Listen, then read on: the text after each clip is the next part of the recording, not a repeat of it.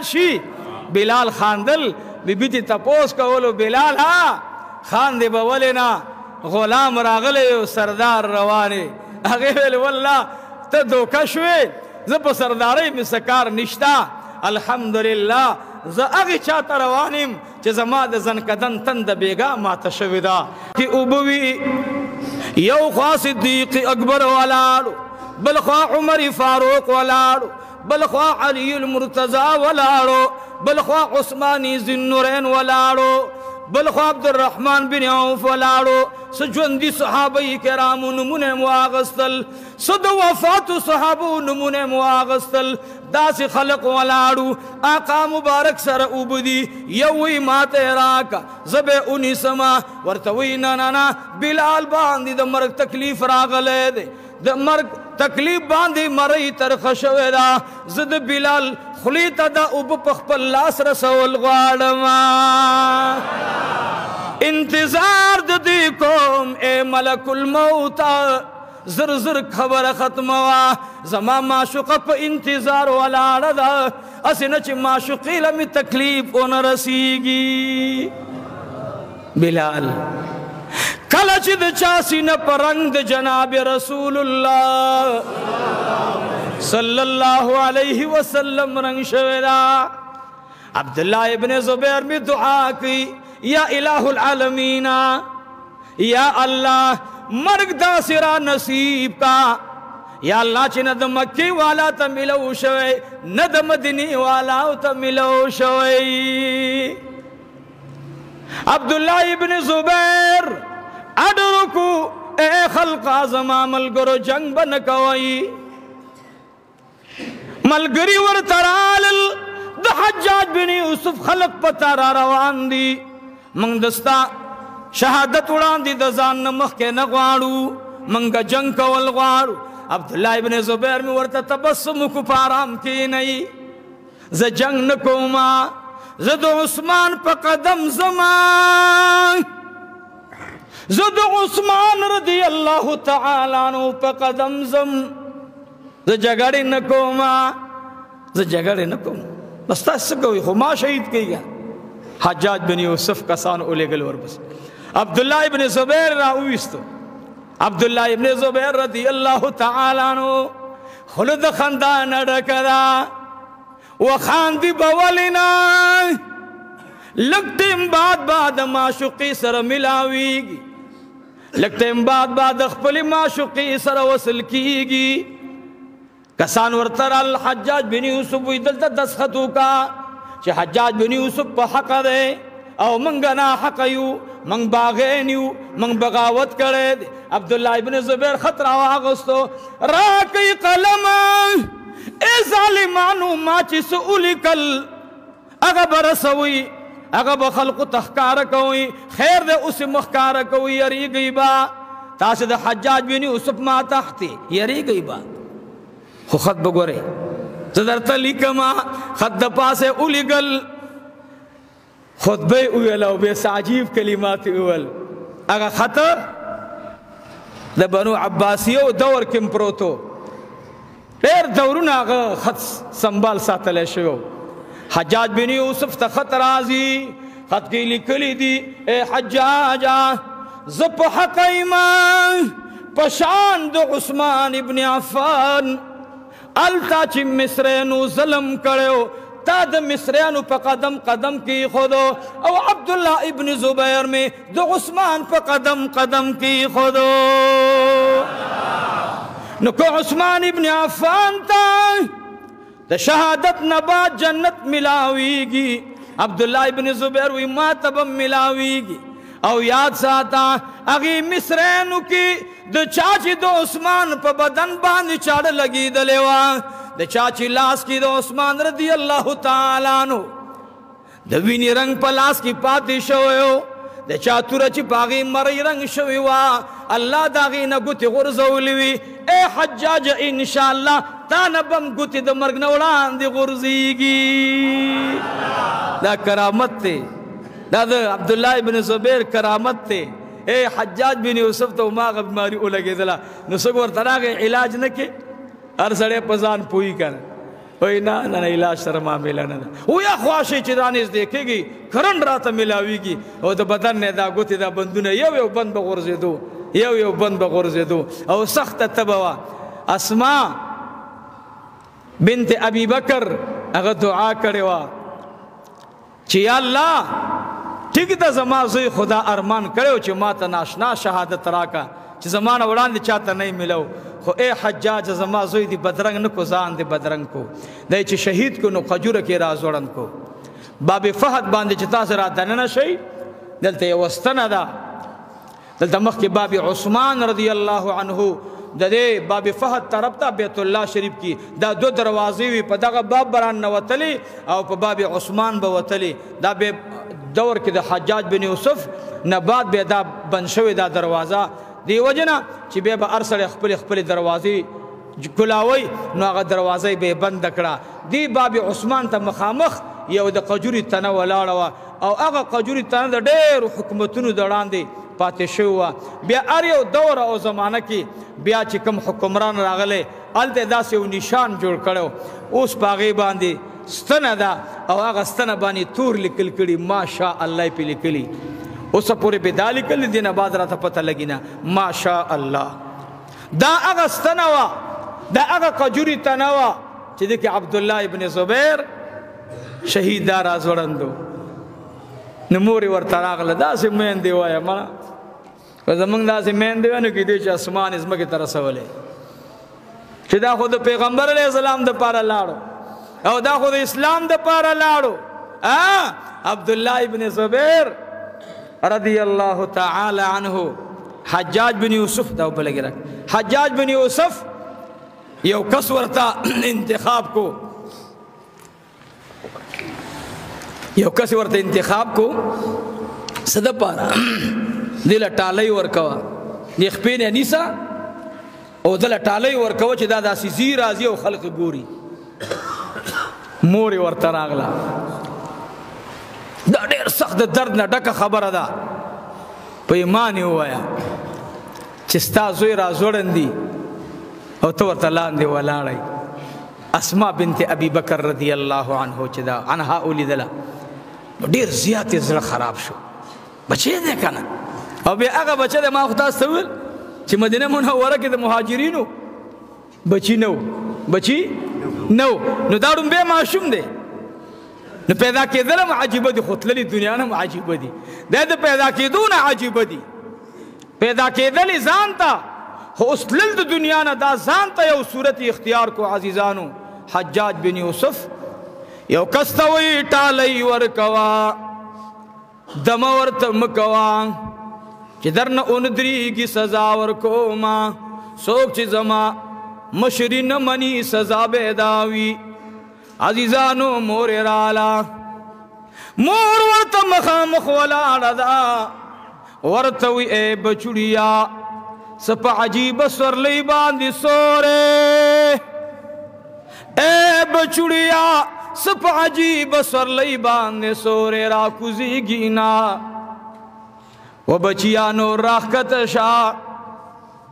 کم کس چې ولاړ دی پړې پکې ورته اچولې راغورځوي داسې ټالۍ ورکوي ځکه د حجاج ظالم اډر دی مور یې ورته وایي ستا ډپټي به څو پورې وي اے نوجوانا دومره غټه ډپټي درته ملو دا خو هغه پاپۍ وه دا خو هغه خپه وه چې سرداری کونین راغی زما خور عائشہ صدیقہ رضی اللہ تعالی عنہ مبارکت نه وړاندې رااله ما ته وی خورجانې ما لم خریاراکا محبوب مبارکی ښکلی د نبی علیہ الصلوۃ والسلام سترګو مبارک او تمالی دل اسما ورته وی زما د بچی خپو باندې لاسونه ایښودلی دي ورته وی څه مزیدارې پاپۍ دي او بدبخته تا د هغې چا په خپه کې پړی اچولی دی چې سرداري کونین به ویل څه مزیدارې پاپۍ دي و بدبخته پړی دې ودروه چې د بچي په خپو باندې لاس کېدمه ننې دویمه ورځ ده زما د بچی پاپے گرمی دی کہ یخی دی د بچی پاپو باندې لاس کې خودلو اگا کستوی اللہ نہ حیاء کا نن که حکمران حج دا حجاج دے داسی ورز را روان دا اللہ باواز کی لمن الملک اليوم لمن الملک اليوم للہ الواحد القہار گورا خدے باواز کی اید دنیا حکمرانانو یا معشر الجن والانس ان استطعتم ان تنفذوا من اقطار السماوات والارض فانفذوا لا تنفذون الا بسلطان فبأي آلاء ربكما تكذبان یا بدبختا زد قرآن آیتون درتویما وینا گہانا دی پڑی والا پلاس باندے درد راغے لاسی درن شلو پڑے تی خطا شو بی بی اسماء ورتوی اے بچڑیا زر زر کوارا کزیگی کنا ہونا کی زرن دے اسماء رضی اللہ تعالی عنہ چاروان اکڑا رازا حجاج ظالم را روان دیتا تب صدمہ ارسی مشکات شریف کی حدیث مبارک دے اسماء رضی اللہ تعالی عنہ میں ناست ادا حجاج بن یوسف ورتا خطرہ اولی گلو کورتا و خطو تراغے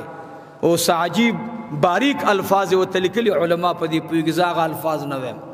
کنزلی ورتا کڑے وی او دا کنزلو سرائی نور دا سے دا پیغور ندک الفاظ دخلی نخطلیو اسماء رضی اللہ تعالی عنہ مبارک جواب ورتراغے وی سوک او سوک غواری سوک دے و سوک غواری وی دا حجاج بن یوسف پیغام دے و تا غواری ویلی ورطا اوچ اے حجاجا واللہ العظیم دا اللہ نا دی زلیل غوارم اللہ دی پا اگا گتو باندے دا سی بیماری اولا گوا چی ورطا گورو دا بندون در نغرزی گی او زمان استا ملاقات بنکی گی زبدا استا شکایت جناب رسول اللہ تکوم دروازے کڑا پہ بند کرل زا او انشاءاللہ دے کورتا بھی جہل نہ دے راننا و تلے تب سنگ زما کورتا را دنکی کے دروازے بند کرے او اسماء بنت ابی بکر اللہ تسجدہ اولا گولا یا الہ العالمین دی خط کی ظالم دالی کلی دی چھ سر کی بدرتا پڑے واچوما ویختو کی بدرتا پڑی واچوما او دو بچی پشانتی بدی ونکرا زرندکم یا الہ العالمین زما بدن خو زبیر نالاوا بلچالی دلے ندے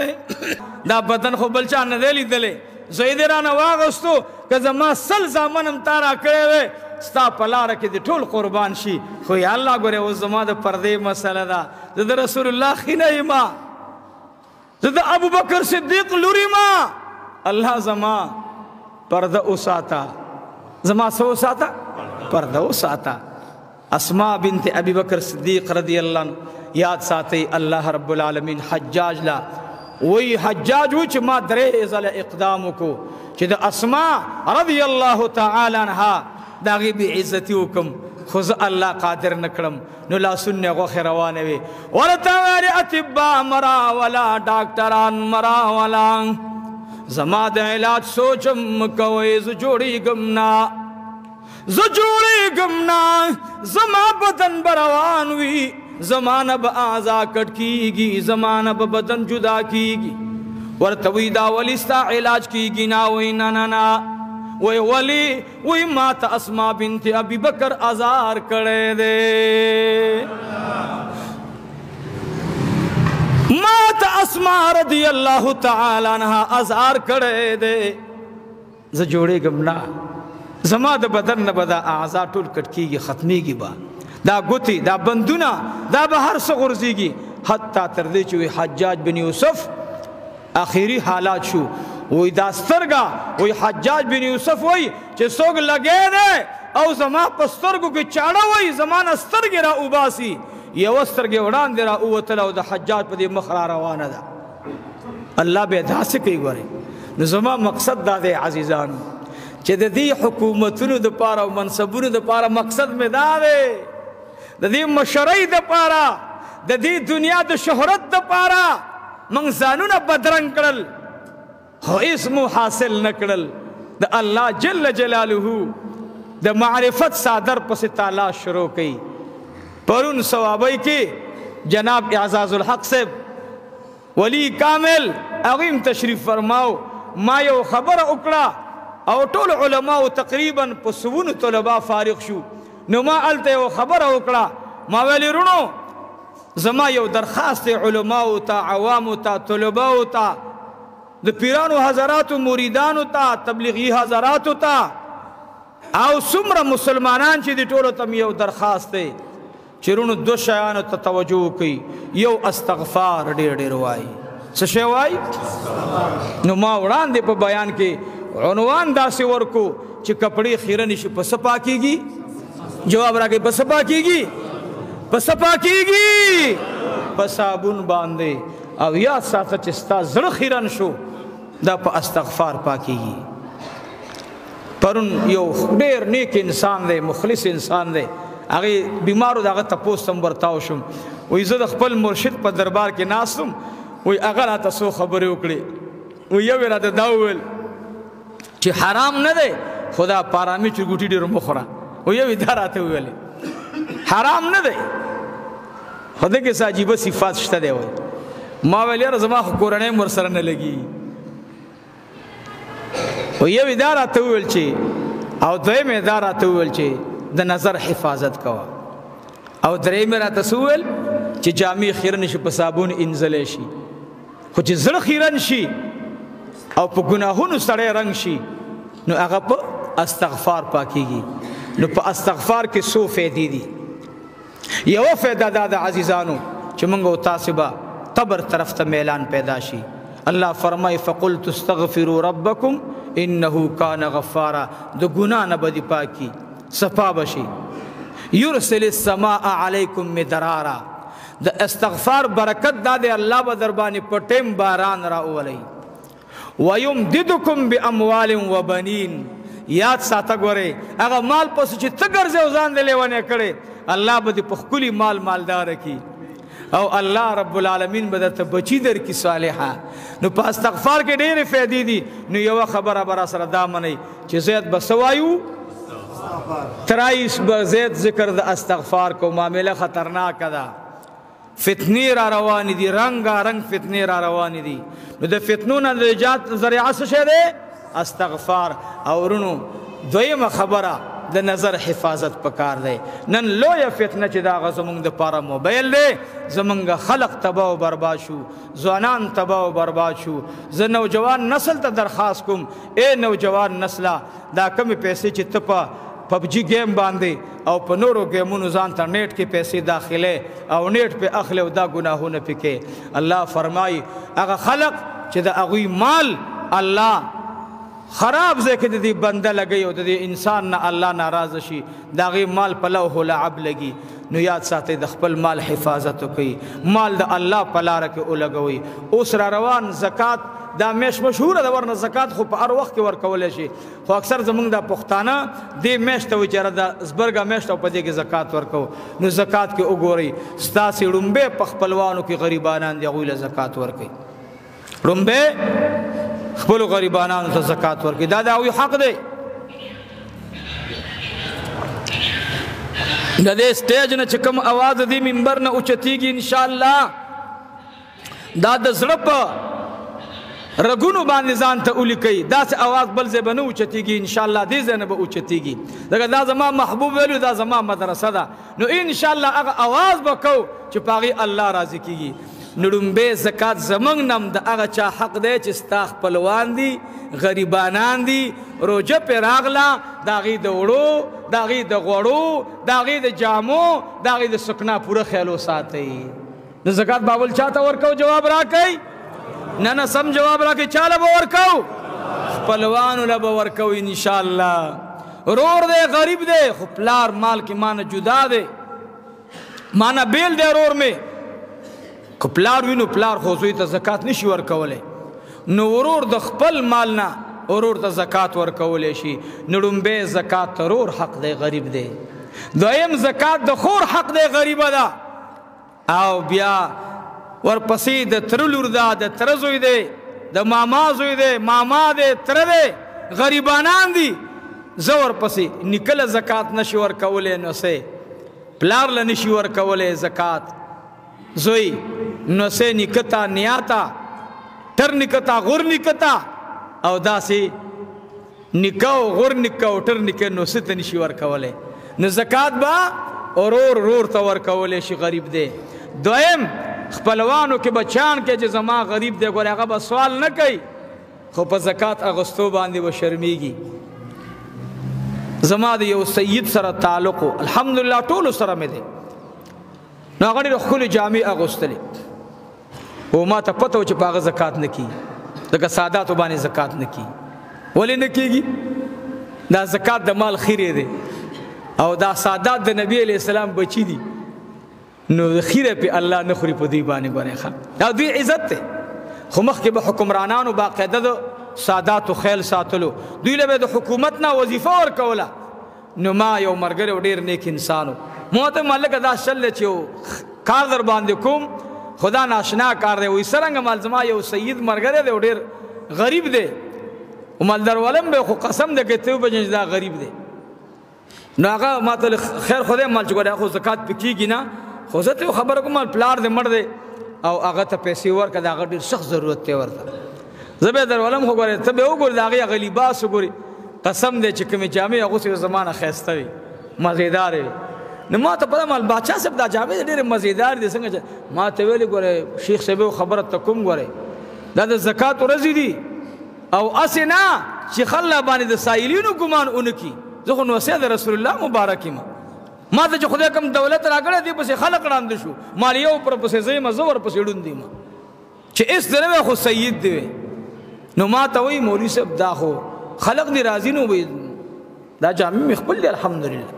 مال ښه وی چې لاړو هغه چې ورته وکتل لاندې باندې چې والله چې بوټونه وګوره، جامې وګوره.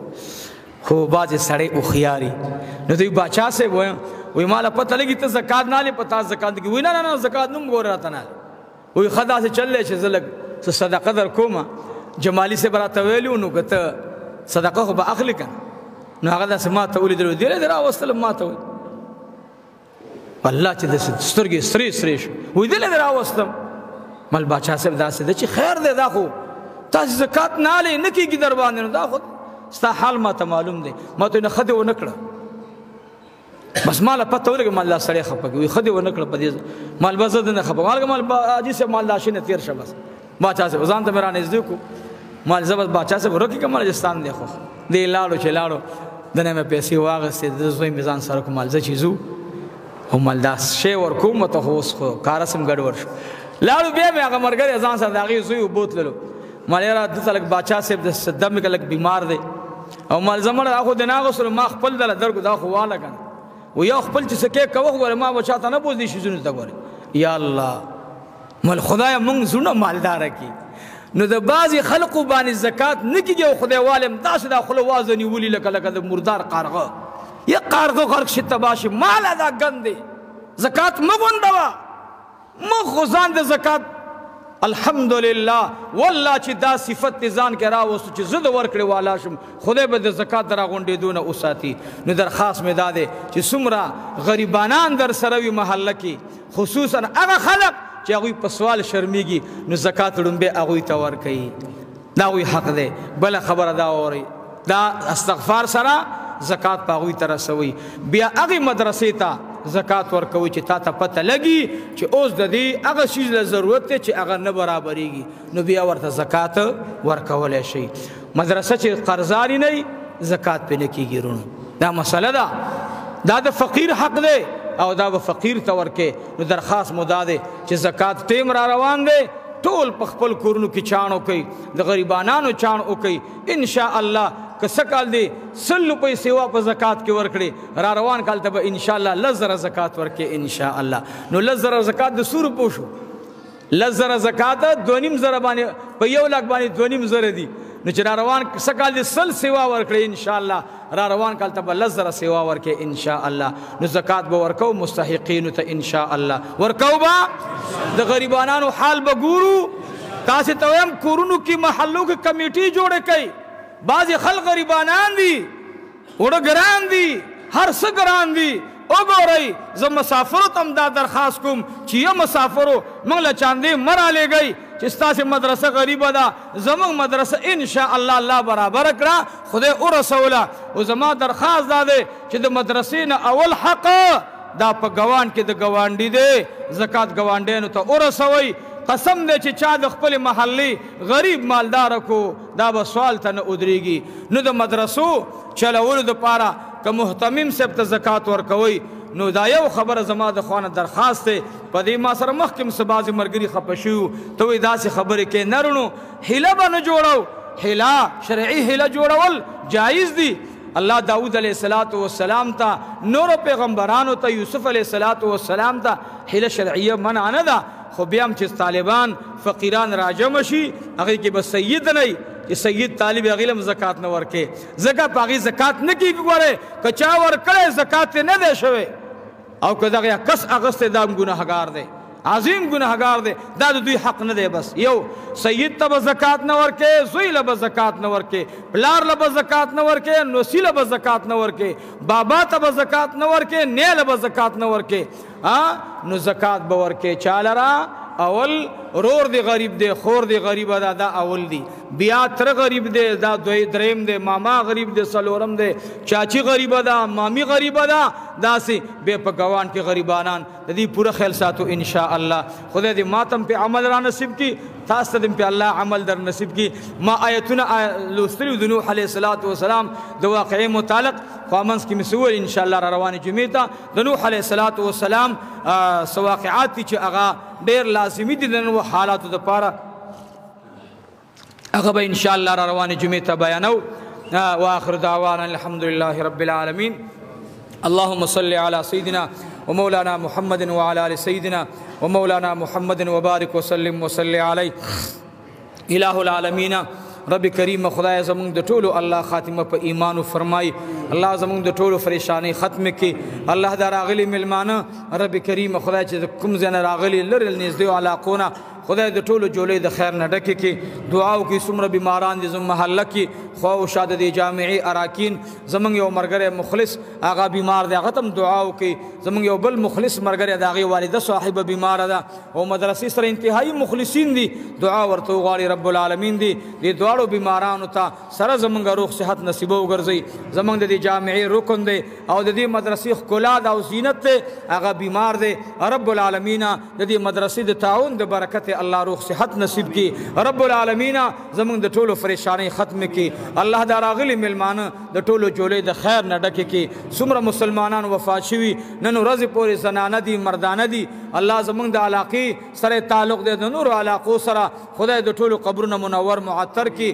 الله چې څومره ملمانه راغلي سره یې زمونږ د دې حاضرینو جولې د خیر نه ډکې کی الله زمونږ د ټولو په آخر وخت کې دا کلمه نصیب کی